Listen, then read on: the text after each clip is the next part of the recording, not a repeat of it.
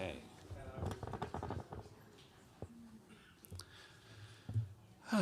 Okay. Good evening.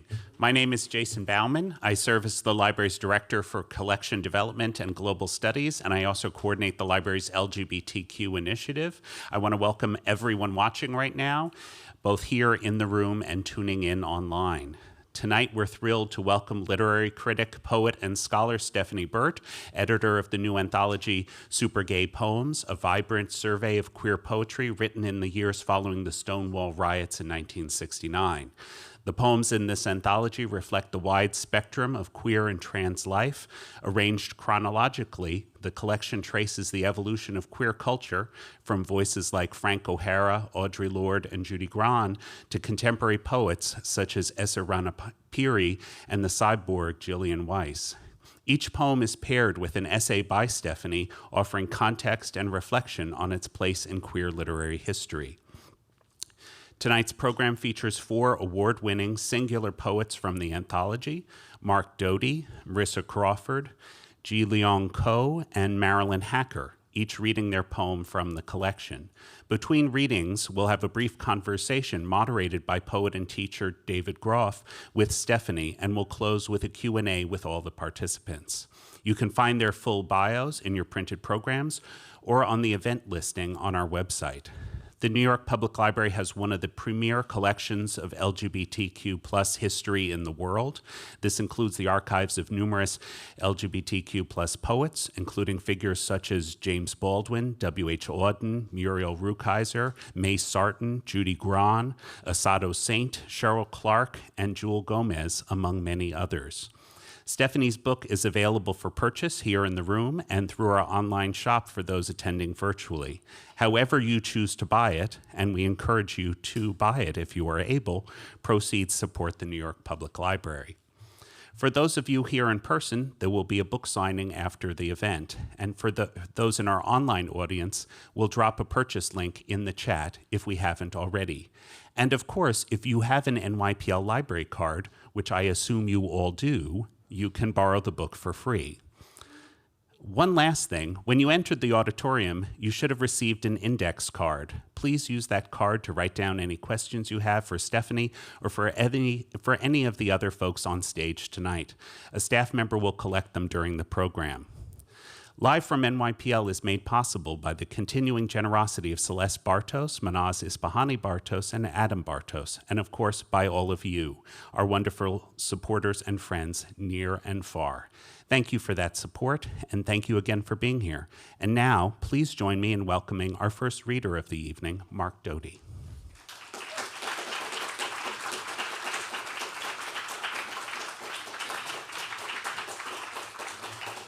Thank you. I am delighted to launch this evening's reading from this sparkling and most inclusive book. And I want to especially, not to thank its brilliant editor, but also to thank the library, a public institution, our public library, that in a time when difference is being silenced, discouraged, offers this kind of support to a community with which we all belong. And that's a great, great privilege, something to cherish. Some years ago, I found myself encountering images or sort of resemblances in people of poets whose work I loved. So I wrote a little poem called Apparition about seeing, I thought, John Berryman in a diner on 3rd Avenue, very much enjoying his meal. And after that, I wrote another one. So I had apparition poems about encounters with Walt Whitman, with Shelley, with others as well. And this one began when I went to a garden center on Long Island and encountered a large pear-shaped peacock on a plywood roost. The peacock's name was Homer. And so this poem kind of fell into my lap. It's called Apparition. Oracular pair, this peacock perched on a plywood roost at the garden center. Magnificent behind a wire fence marked with his name, Homer, pronounced without the extra M, and hand-lettered instructions, don't provoke me. He's the provocation, Of what use the wrought extravagance he's not just now displaying? Darwin, the sight of a feather in a peacock's tail, whenever I gaze at it, makes me sick. No reason on earth, even eons of increments, would conspire to this. And is the peahen that hard to attract? Requiring an arc of nervous gleams, 100 shining animals symmetrically peering from the dim primeval woods. But if Homer argues by his presence for creation, his deities, a little hysteric, rampant attitude contained in all that glory. Did he who made the lamb make this imperious, metallic top-knot shivering of an emerald field of anodized aluminum while Homer blinks and flicks his actual eyes from side to side? And then the epic trombone slide from Mars cry. No human throat can mime. Is that why it stops the heart? Just before he condescends to unfurl the archaic poem of his tale. Please welcome, oh, thank you. Please welcome Marisa Crawford.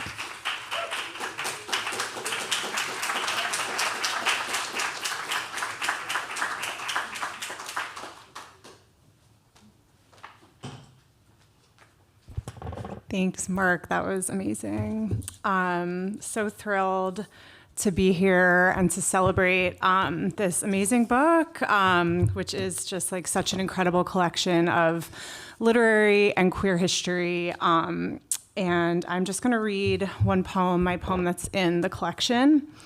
And it's a poem from my first book, which is called The Haunted House, which is like a lot of poems, mostly about like girlhood and female friendship and desire. So this is called Deidre. Deidre. Someone said Skenevis, and Deidre said, bless you. I'll give you the clotter ring if you promise you'll wear it forever. Heart points at the heart. Oh, heaven. If heaven had a name, if heaven sent a January angel, it would be called Deidre. If girls woke up in fawn spots, wrapped in blankets, it would be called Deidre. If the pancake batter smoothed to silk, she would be called Deidre. Breakfast is ready when you are. Deidre said barn red paint from the playhouse got all over her shorts and panties. Monopoly.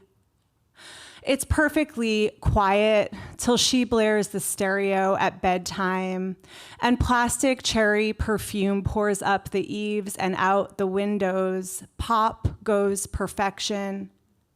If heaven was a cousin, if heaven was a two-piece for the swimming pool, song about spinning with the stars above. They say in heaven, houses have their stories. And you can push thumbtacks into the walls. You can kiss all the posters goodnight. And if you win the coin toss, you get to share her bed, her electric blanket and pillow person with upstairs windows for eyes.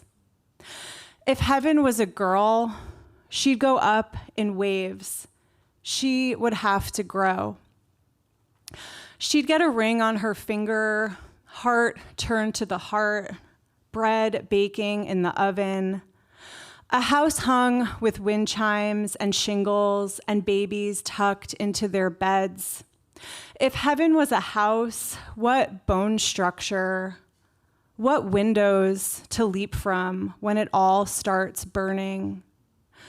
Deidre rolls out of bed and crawls to the door, grabs the babies instead of the baby pictures. Her arms cushion the fall. Her voice cradles. Deidre said she'd curl my bangs with the curling iron if I promised I would leave them. There is no ring on my finger. Lost it somewhere. Hairsprayed for Friday night roller skating, we'd hike up our scrunch socks, sneak down the drain pipe. And when the lights stopped and the music changed, we'd squeal through our hair, Deidre said, "Hold my hand." The DJ says, "It's time to go backwards." Thanks.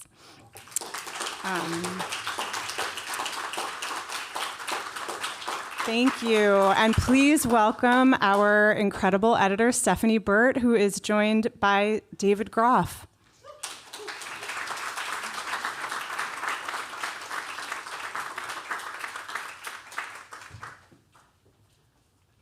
Hi, everyone. Thank you for coming. I have to go on stage right after Marisa reads that poem, which I cannot hear without crying. Slightly dizzy. Okay. Am I here? You're next. Okay, thank you.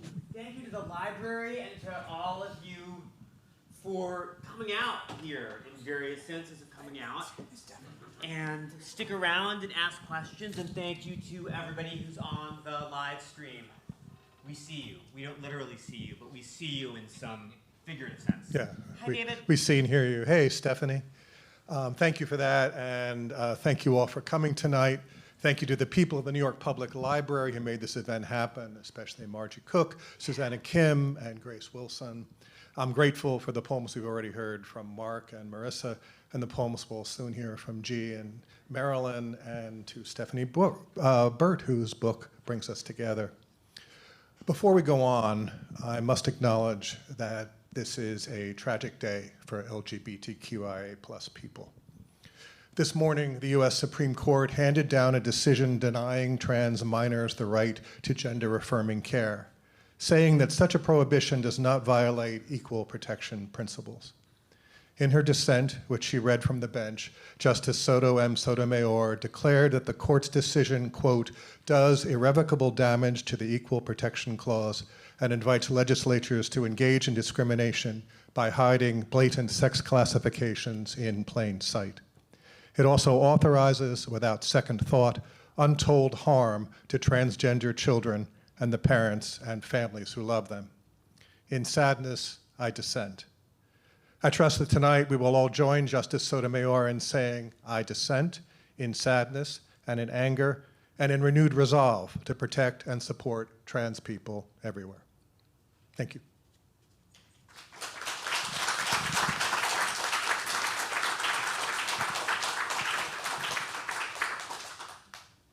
So you've already heard a little bit about Stephanie. She is one of our most valued and I think exhilarating critics of contemporary poetry who can really go deeply into a poem and just bring all of its layers and facets out in ways that just are breathtaking. And she is also one of our most adventurous and original poets. She's given us 14 books so far, including the provocatively named Don't Read Poetry, hearteningly titled The Poem Is You, and her most recent work of verse, Advice from the Lights. That's not the most recent work of verse. What? That's kind of, there's a new one, there's a couple new ones since then. It's okay, go on. Did I get titles wrong? No, the latest book of poems is called We Are Mermaids. Oh, I am sorry. I knew that. It's okay, I I'm knew glad that. you liked Advice, though. Yes, I have We Are Mermaids and have read it. So, and now with Super Gay Poems, Stephanie has given us both a highly particularized anthology of 51 poems by 51 poets whose work has appeared since Stonewall, and 51 rangy, keen, and resonant essays about those poems. 4 of those poets are here, 2 you've heard from, 2 more you'll read about. So beyond tonight, you have 47 more poems, plus Stephanie's essays to appreciate in the book. Stephanie, I'm fascinated by how this book began. How you started with poems, whether this was kind of a project to begin with, or something else that developed through the particular attention to particular poems. So some of these poets are people who I've been reading and loving for my entire adult life, and some of them are poets who I discovered through doing research in order to create the book that I wanted to create. And sometimes I say that sort of all literary creation, certainly all critical work, is collaborative in a lot of different dimensions. The origin of this book was unusually and delightfully collaborative because its origin was that I did a book called The Poem Is You, which has the same format, which is to say a whole bunch of poems I like with essays by me about why I like each one and why you might like some of them too. And I did that book in 2016 when I was still trying to have a lot of genders at once. It was very confusing to me. And many people I'm close to have a lot of genders at once, depending on the time of day or other factors. But after The Poem Is You came out, I came out and sort of told people, I think I figured out that I only have one gender. I'm a girl. You're going to see some changes. And that was fun and has worked out, I think, rather well for everyone. And I kept being a poetry critic and writing poetry and reading comic books and trying to be a good mom and so on. And then everybody got confined to our homes in 2020. And, Taylor Swift made a couple of good albums. And I didn't do that. But I did get a phone call from Sharmila Sen, who had become I think at that time, humanities editor at Harvard University Press, who called me at home, because we were all at home then, and said, I had a dream in which you wrote a sequel to The Poem Is You for us, but it was very gay. Would you like to make that dream come true? A dream. These are paraphrases. A dream. It was what her a dream. Wonderful origin story. It was her dream, and it became my dream too, and we made the dreams real. And I said, yes, absolutely, let's do a contract.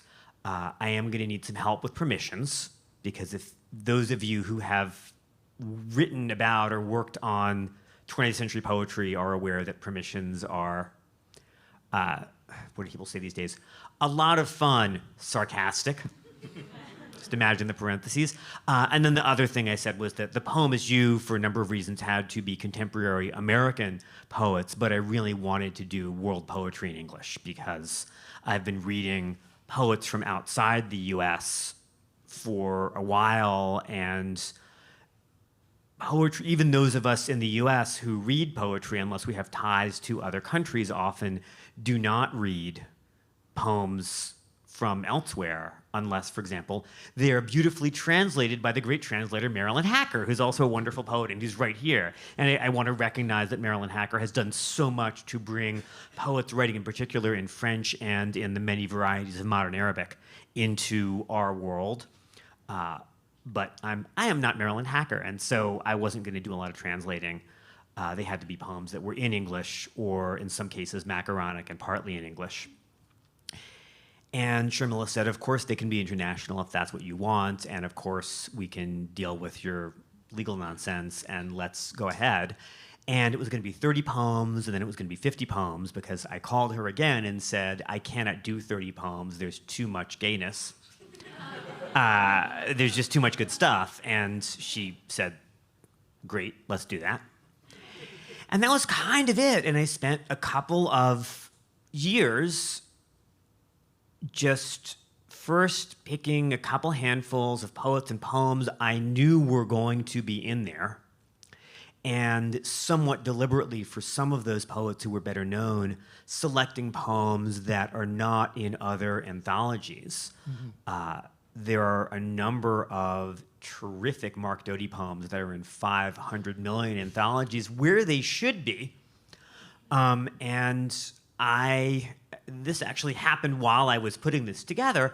I saw you read at, I believe, Blacksmith House in 1989, when I believe you were touring on Bethlehem in broad daylight, and I saw you read the poem Tiara, and felt as if I had been hit by a train, except good. And this, if you don't know this is a poem that is a memorial to a drag queen who passed of HIV/AIDS. And it is a superbly rhetorical, complimentary tribute to this figure who was named Peter, at least when he wasn't on stage, and to the kind of artifice that we associate with drag. And if you don't know that poem, I invite you to go and Google it and find that it's all over the place. And I knew I didn't want to do that. I wanted to do a different Mark Doty poem that also turned out to be a tribute to femness and artifice in AMAB people. So there are certain resonances. But I knew that for you and for a number of other people, Meryl, Rich, Audre Lorde, that they were going to be in there, and they weren't going to be in there with poems that everyone else had anthologized and written about. That's really intriguing, because there were a lot of poems I thought these are not necessarily the greatest hits of the last 50 plus years since Stonewall. Yeah. And the thing you did, Stephanie, as well, that fascinated me, and maybe it was just intuitive, but you'll see as you open the book, the poems are in chronological order by book publication date. Mm-hmm. So this really, I think, opened up a lot that you will see as our poems evolve. It's almost kind of like a shadow history through these 51 flashpoints.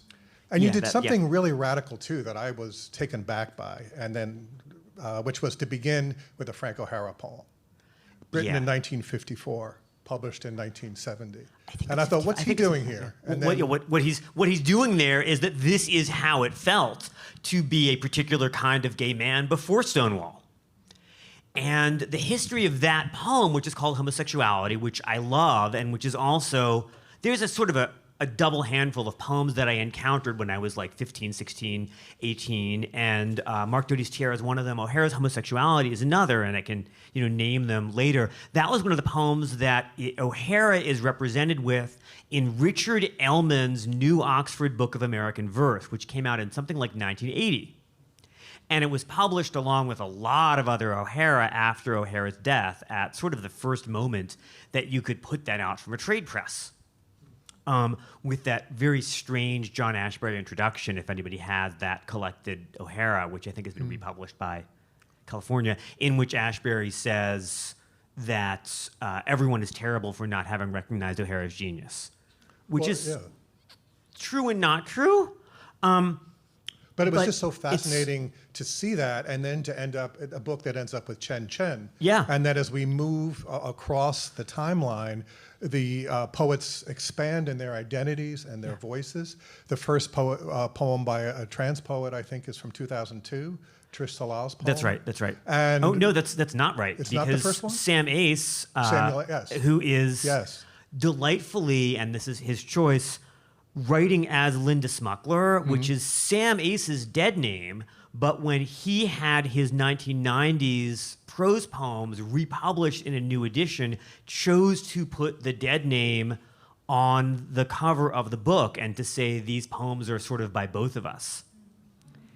And has done since then something kind of neat that a number of transmasc poets have also done. T.C. Tolbert has done this, which is writing more recent poems that keep up a dialogue between who he is now and the discarded false girl or woman persona.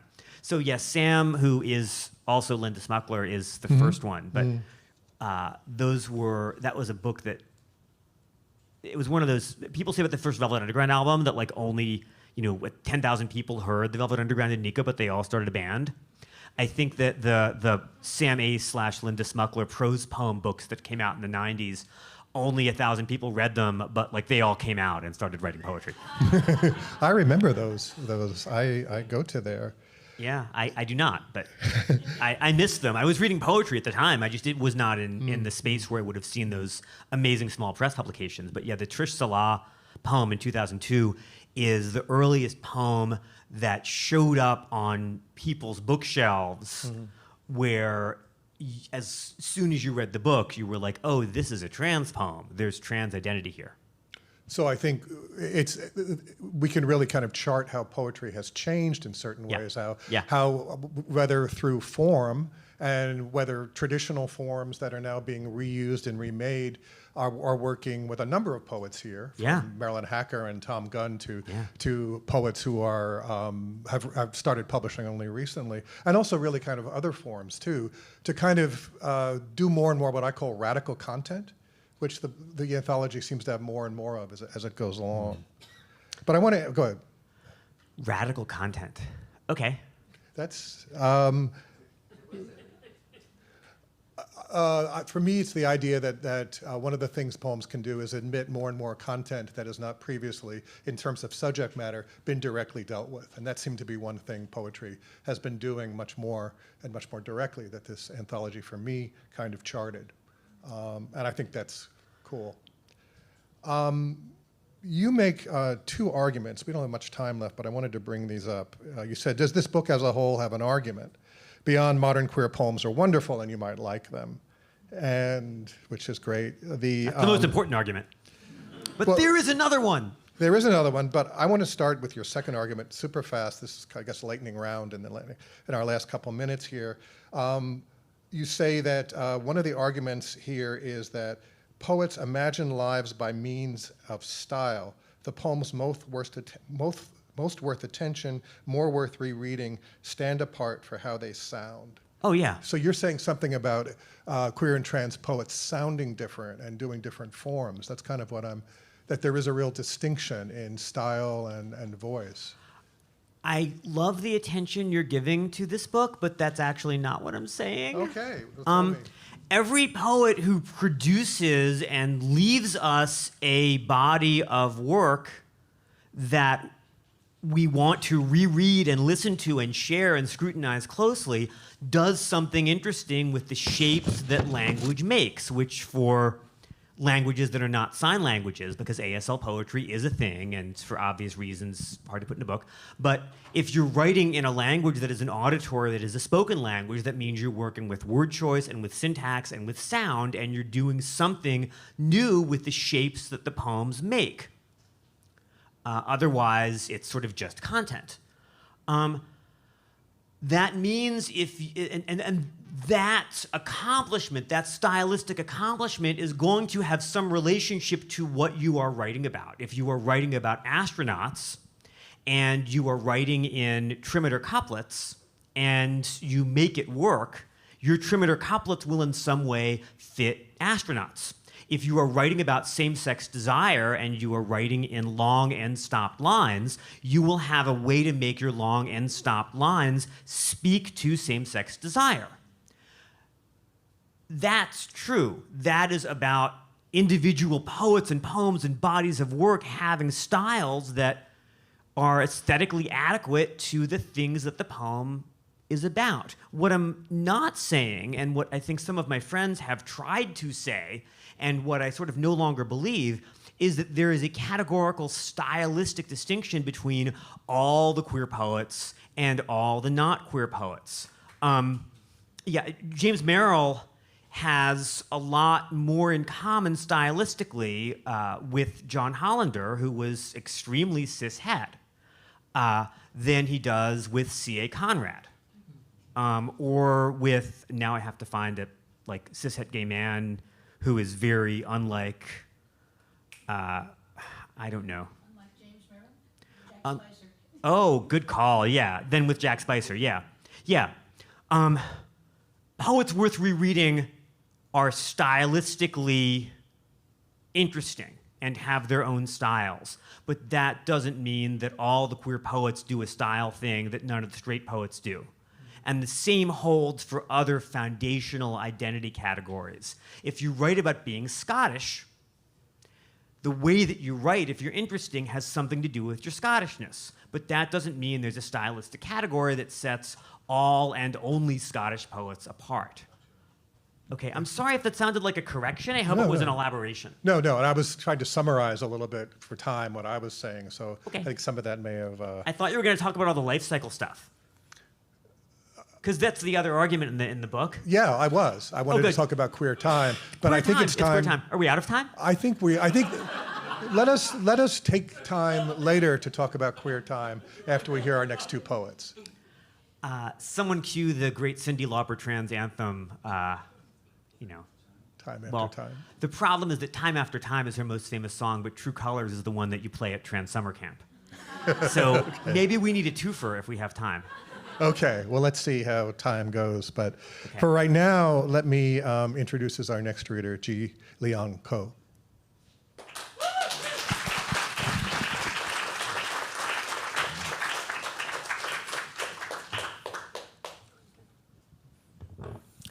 Hi, good evening, everyone. Thank you so much for coming out. I'm so honored to be, a part of this anthology alongside many heroes of mine in the art of poetry and reading with them tonight. My poem in the anthology is called Glass Orgasm. It is a shape poem, and the shape is that of a dildo. And we begin at the shaft.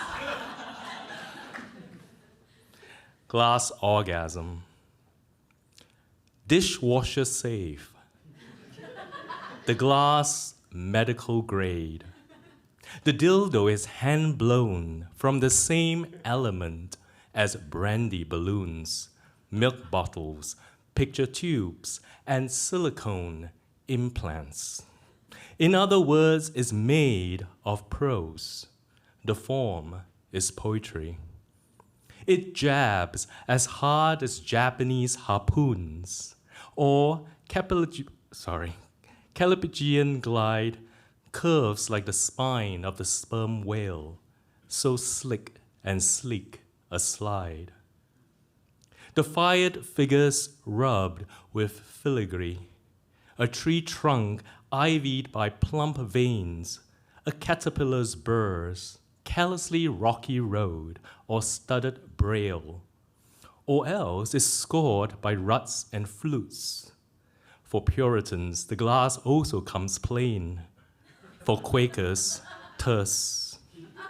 More than mouth pleasure, the lacuna gawk at Latachino work, the twists of lemon, gold, and blue inside, not painted on, the shoot of fiberglass, the mist compressed to chalk, or the dichroic head unveiling two blushes when viewed from different spots, G or prostate.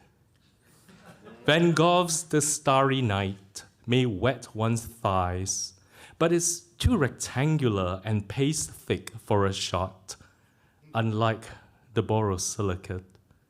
Stars and moon etched on his glass eye, it probes the ocean, a mammalian fish foraging for supernova. When it finds and swallows one, oh sweet Jehovah, of light and heat and life and death and wish.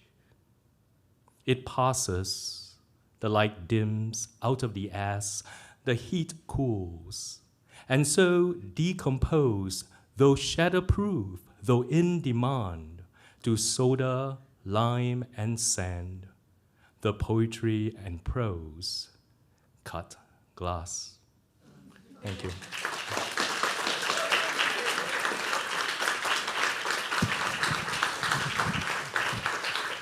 And please continue clapping and welcome to the stage Marilyn Hacker.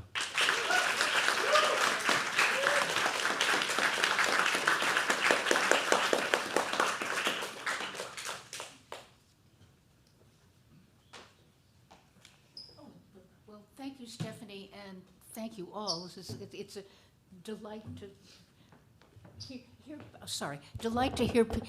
delight to discover the work of a couple of poets whose work I did not know till now and whose books I will seek out, and to hear Mark, who's an old friend, and I want to thank Stephanie for bringing us all together and for creating this anthology. Thank you. I don't know what to say. The poem that's in the anthology, which I'm going to read, is a poem written by a gay woman, me, looking back at what was going on in her life some 10 years, or some 10 or 14 years before she came out. And it's called, the title is, of course, taken from, in fact, taken from two people, Nights of 1962, and that, of course, takes us to was Cavafy, although his dates were different, and The River Merchant's Wife, which is Ezra Pound. So Nights of 1962, The River Merchant's Wife for Carol Lee Hain. Emigre from the Bronx, a married child hit the ghetto-turned barrio, making wild conjectures and conjunctions, making wrong turns on lyrics of country and western songs. Moondark to dawn, loud streets were not quite scary footnotes in a nocturnal dictionary of argot softer on my ears than known four-walled cadenzas to the night alone, the day on fire. My age, the boss boy, knew. From Avenue C west to 6th Avenue and 8th Street, I'd aim for the all-night Whalens, eat solo ham and eggs. The night sky paled, sands into the river's timer. One more day, jeans switched for dark dress, tight shoes, the subway to work at Altman's. 5 months short of 20, I knocked back whatever the river sent. He was gone 2 days, might bring back on the third some kind of night music I'd never heard. Sonny the burglar, paunched with breakfast beers, olive-skinned Simon who made fake Vermeers, the card sharp who worked club cars down the coast. Carol, Stone Butch, who'd booked Chip's group, was host, bouncer, bookkeeper, and night manager of a folk club. The night she spotted her sometime girlfriend naked in my red chalk drawings taped to the John wall, we had a talk about how she bridged night's work and day's work, a dude till dawn, a 9-to-5 file clerk in heels and hose. Some grass, she demonstrated her butch walk, girl walk, paced like a 5-gaitered horse, the splintered floor, miming her crossover from flunky to 3 a.m. yard boss. Fox-faced in burnt sienna, the judge's daughter ignored us. Was it Carol who had bought her the watch she left on, posing to keep time? I learned the lesson as a paradigm of living day life, night life, Janus-faced. Why didn't Carol, older, have her own place? Where did she sleep the night she didn't crash on our spare mattress on East 5th Street? Cash she stored in the front pocket of her drip-dry chinos, which she slept on, laid out under the mattress for their knife edge. Who, I wondered, did she sleep with now? She told things to Chip she wouldn't tell me, who'd only, she'd guess, botched stoned fumblings while somebody's boyfriend watched. I knew the boys' bars. Did she go to one for girls? I dawdled nights on the question. 2 weeks later, what did they make of me on a bar stool at the Sea Colony in a paint-splattered black watch shirt, old khaki work pants, one long braid straight down my back, chain-smoking Camels, making my second bud last. I sipped it slowly as I could, looking around me surreptitiously. Boys' bars had dance floors, Puerto Rican queens in mohair sweaters who worked up routines in kitchens, line dance to No Milk Today, From a Jack to a Queen, Walk Like a Man, too cool to giggle at the double entendres, cruising without seeming to cruise. No one was dancing here. Women in twos, each suit and tie paired with a plunge-necked sheath, held hands at tiny tables, closed. Bad teeth and Brooklyn accents, 19-year-old snob thought, in the wrong outfit for either job, and how invade with chat hermetically sealed couples. Somebody romantically 40-plus, foreign, solitary, face defined by facing danger in this place for R&R, who'd, like my mind, whose bed, dovetailed by bookshelves, was 4 blocks away.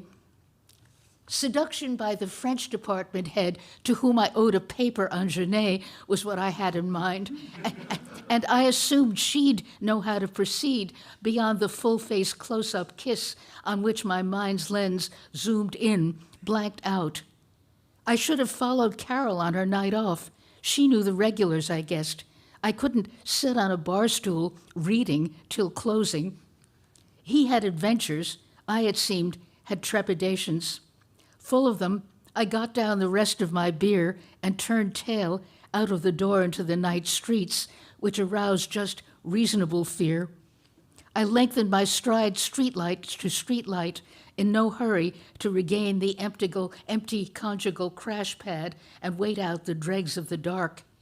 I told myself, hungry enough to hit Whalen's for ham and eggs. Thank you.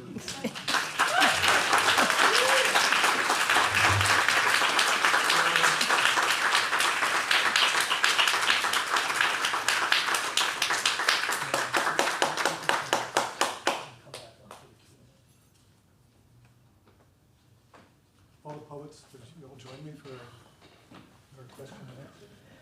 Thank you so much. It means so much to hear that. That's thrilling. Yeah. Does it matter where we sit? Not really, no. Okay. One of the things that, Marilyn, through your poem struck me was just the storytelling and narrative and documentary from the heart that your poem and so many have, and this kind of implicit history that we have, I think, in this anthology, and absolutely bringing that era alive and all its questions as much as any prose text would, but with even greater resonance. Yeah. Well, I have a few questions here, and from our audience members. We will go for 15 minutes. We'll go till 5 after 8. So I encourage all of you to take a question and run with it and riff on it one way or another. We have 3 or 4 here, and just kind of see where you go in terms of the anthology or your own place in the lineage and in your own work over the course of what's in the anthology. I'll start with an interesting one, which is for all poets here, all participants, who were your poet heroes in the U.S. and outside the U.S.? Okay. Well, Elizabeth Bishop is one. Sorry. Elizabeth Bishop is one. James Merrill is another. Jack Spicer is another.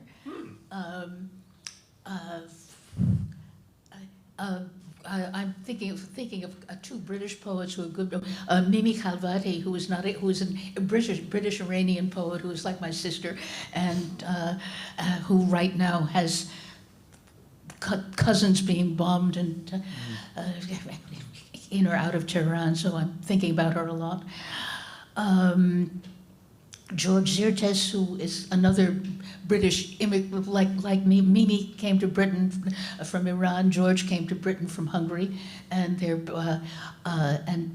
he's also a poet who uses an enormous variety of forms, but also brings a lot of history, including his history as a child immigrant, into his work.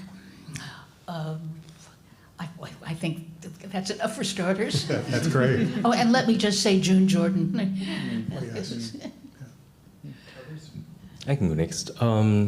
Stephanie, in her essay on my poem, actually very accurately pointed out, one of his influences, and that is, of course, the 17th century English poet George Herbert. Right? You mentioned church windows, yet another kind of glass, right? Yeah. And certainly, I know George Herbert and the metaphysical poets were a really important part of my British-styled education. I originally grew up in Singapore, then went to the UK for my studies, and went back to Singapore again.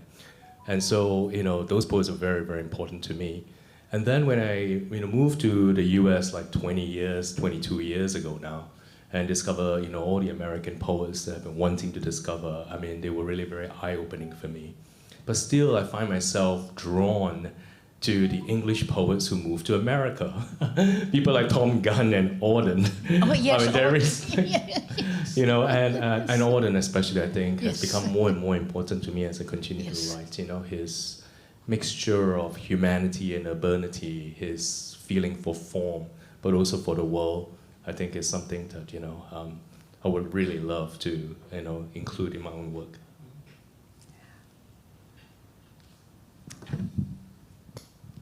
Oh, me? Okay. I'm afraid once I start talking, I won't stop.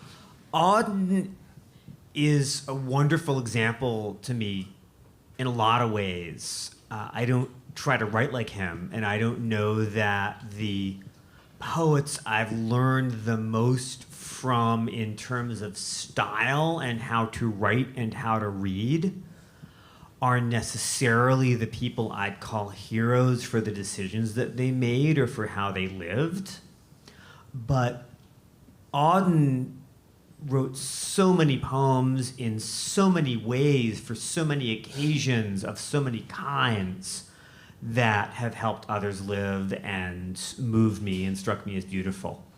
And one of the wonderful things about reading through Auden's collected poems, which is this enormous brick, and some of it doesn't work, is that he didn't want to repeat himself. He didn't want to ignore what was going on around him. And he also, except for about 2 weeks in 1938, didn't pretend that he always knew what we should do. He really kept changing, and he kept changing in the way that he wrote about love and sex and desire and loyalty and ethics and consistency, and in the last half of his career about religion and spirituality as well. And in the way he thought about relationships to other languages, he was never content to just read English or just read poets from England. And he kept changing. And he kept looking around and saying, what can I write? What can I actually do? I'm not the king of the world. I am not a high-ranking elected official.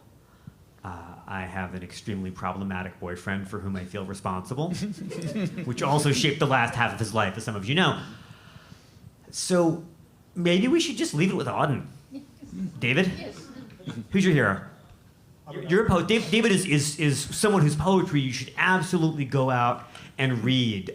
He's one of the people who just, if you open this book up like an accordion, there are a number of people who I can easily imagine being in it.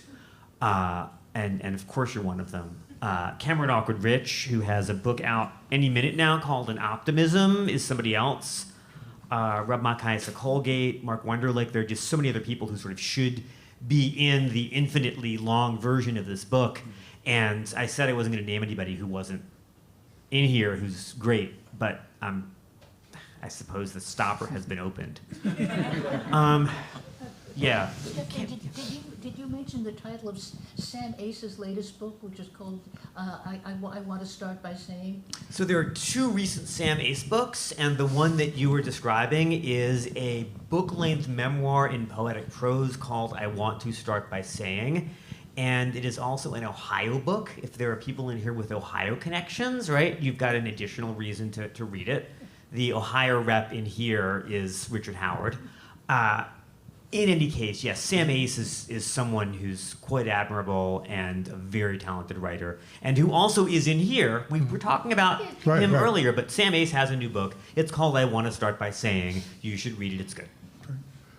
Well, I'll be very quick to go on here. I think my hero is someone some of you know, and Marilyn absolutely knows, and that's a poet named Marie Ponceau, who was a wonderfully powerful, I think, ally to queer writers and others who, like her, had to navigate worlds that were not necessarily on her side and in her favor. And she was amazingly formal and witty and clever and heartfelt, and after the trauma of my MFA, she kind of brought me back to poetry. It's Ponsot. Right. Amazing. So many incredible answers, so many people to read and learn more about. I guess I would start with Emily Dickinson, obviously. I feel like you talk about her as kind of like this foremother to the book and the introduction, or like obviously her work like is seen as queer, whether or not we know that she as an individual was queer. But I just think her work is so interesting in like thinking about queer time and the idea of like how she's thought about culturally also like this like hermit who rejected the marriage plot, and I could go on, but Emily Dickinson, obviously. I feel like other literary heroes, definitely Michelle T. I just think she's incredible. She's so generous. Like she, started like the first queer women open mic in the 90s, Sister Spit. Now she's doing this amazing Queer Press Dopamine. She's just so accessible and just does so much wonderful writing and also literary organizing, which is so important to me. And then like some of my friends, Jennifer Tamayo, Becca Claver, Morgan Parker, just amazing, contemporary poets who inspire me. Konstantin Cavafy, for such a great illustration of your argument about queer time in the introduction, because Cavafy just delineates a moment, an intimate moment, with the greatest clarity and rigor. And at the same time, he's looking back across a whole vast historical past, and those things coexist in the poems so beautifully and so powerfully. Walt Whitman, who had more courage than anybody, I think, and more belief in what he needed to do, what he needed to make. When you think, if you wrote, the first edition of Leaves of Grass, published it yourself, sent out, 7 review copies, nothing happened. A few reviews trashing the book were published, a couple totally praising it, he wrote himself. Then he just, after giving lots of copies away, he decides to make the second edition, which is longer than the first, and on he goes. Tremendous faith, and also a poet who absolutely takes time by the collar and insists that he is with us now. Distance avails not, time avails not. Yeah. Right? Yeah. And bump up a little bit. James L. White, I think, a marvelous voice from the 1970s and 80s, who's also in the anthology. Heartbreaking diversity, directness, again, passionate poetry, and Tom Gunn, for inscribing a community, and making that community alive on the page for us, and finding meaning in it. And I want to add Marilyn to the list for being a poet so profoundly attentive to the texture of your times, of our times. The details in what you read us are so marvelously evocative of a moment and how people lived in that moment. And I think your attention to what it is to be alive now and then is just exemplary, marvelous. Yeah. So. Thank you for that, Mark. Yes. We have about 4 or 5 minutes left, and there is one large question here that I guess we will have to answer, if we can at all, very succinctly. And there are other questions here too. I hope people will answer individually. Can you see the rest of the questions? No. No?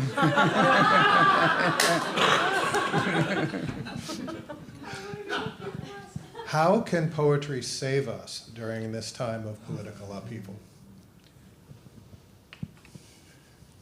Stephanie, you just mentioned Audre and the his certainty and his uncertainties in times of upheaval. Yeah, that's a category mistake. Poetry in general cannot save you. Poetry in general cannot save you any more than music or architecture can save you.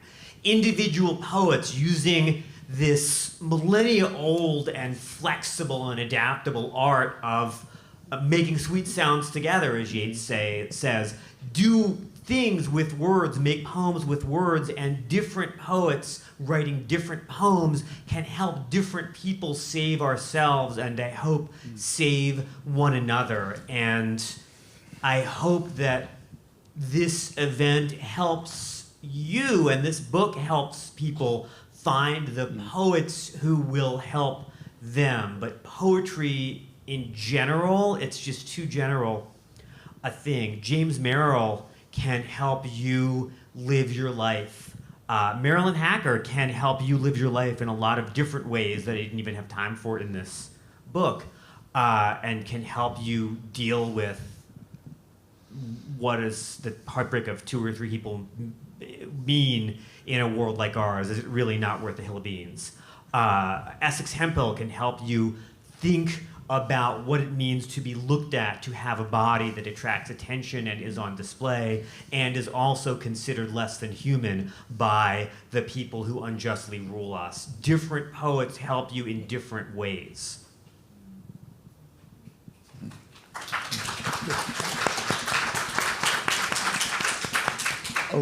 Other thoughts from? Oh, I'm thinking about Hart Crane in relationship to that question, and somebody who has an absolute ruin of a life and manages to write the most transcendentally beautiful poems that rise above that ruin. And when I think about Crane, I don't think about his suicide, I don't think about his alcoholism, I don't think about getting beat up in sailor bars, on the waterfront. I think about that poem, the bridge, walking across that bridge, and the incredible shape he gives to having been here, feeling that then. And to me, that's an enormously consoling thing. I mean, a testament that some human being has felt like that and had that kind of knowledge and experience. That's reminded us something that lasts. He made something permanent out of something very fleeting, no matter what kind of wreckage, homophobia and alcohol and his family, produced in him. Those things fall away. The poem's still here. I mean, I also think again of Audre, including the development of his work, the young, extremely politically engaged Audre in the midst of what led to the Second World War, looking at he was lucky enough in England that the fascism wasn't right around him; it was across the Channel, and thinking what could he or what could he not do about it, and he chose, for him to withdraw, and one cannot fault him for that. But it's also interesting the way he examines those choices in his work. It's not that he pulls away and doesn't think about politics anymore.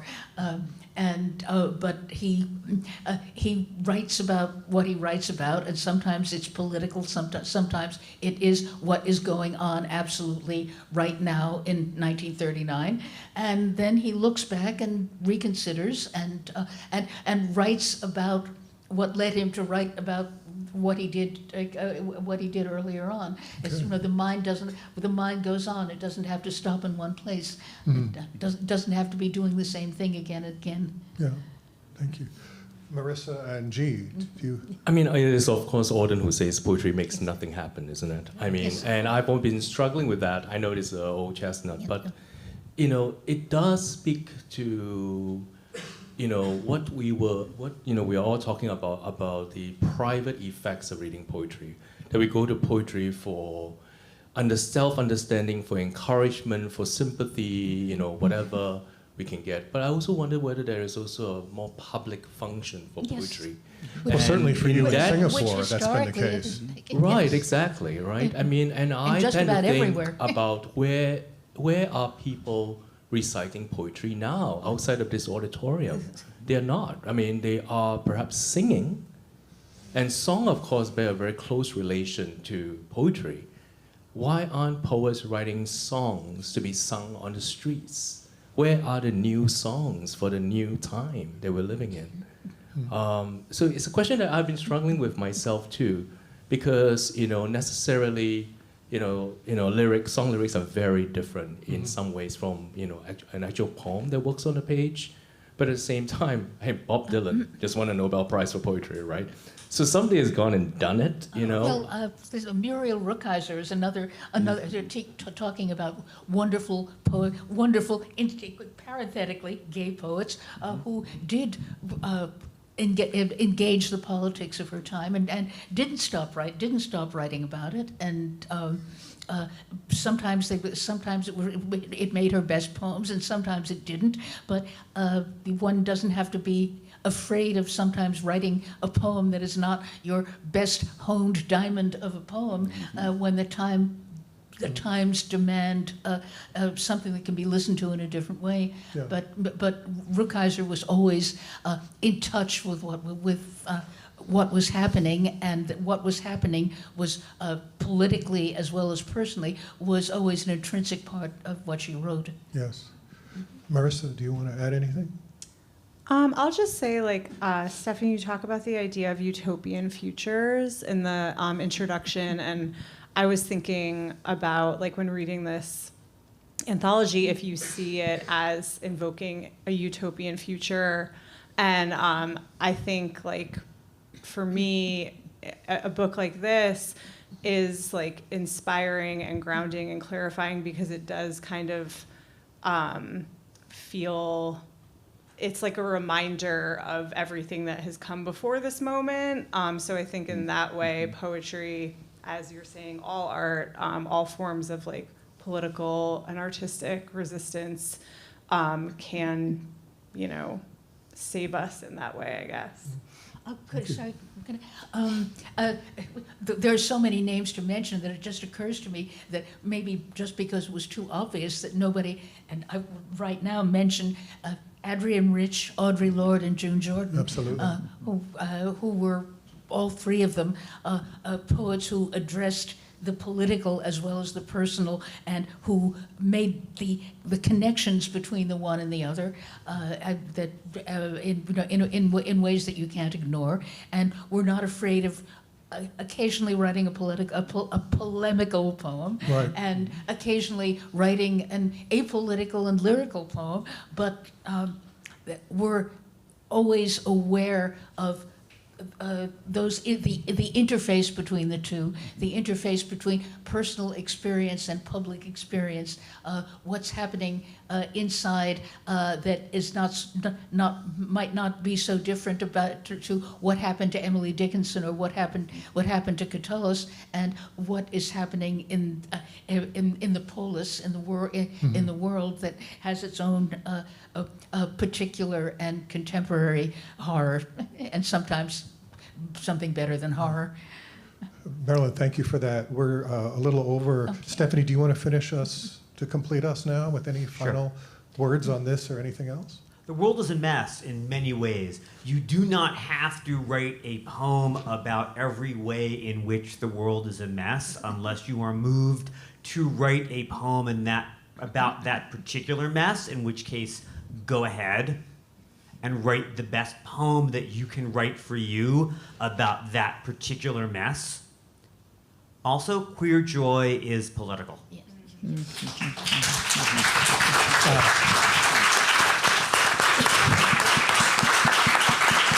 Thank you, Stephanie. Thank you, Marilyn, Jee, Marisa, Mark. Thank you all for being here. Books are available to be bought and signed. And thanks again. Thank you so much for being here. Free Palestine.